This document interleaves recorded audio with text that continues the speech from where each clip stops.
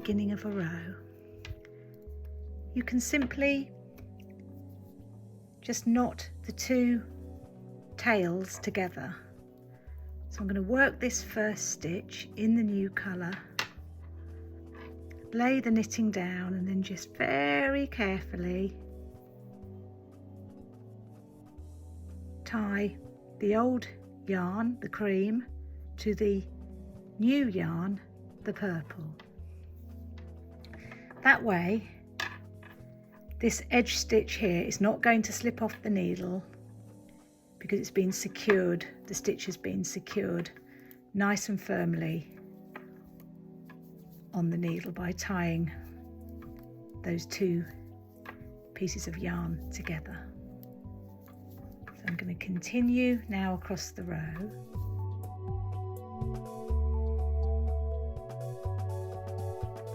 On the next row back, this is a right side row,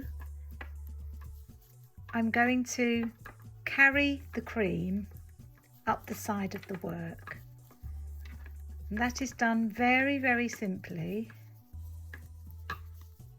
as you will see in just a moment.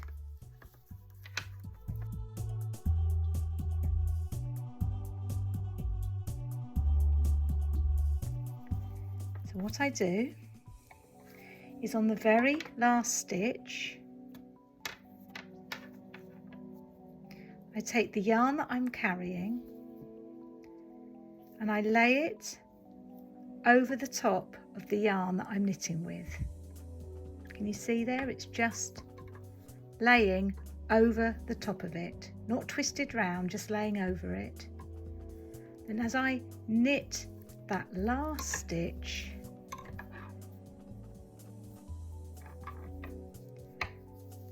turn it around, you can see that it just carries it up the back of the work there, nice and neatly up on the very sort of edge of the work.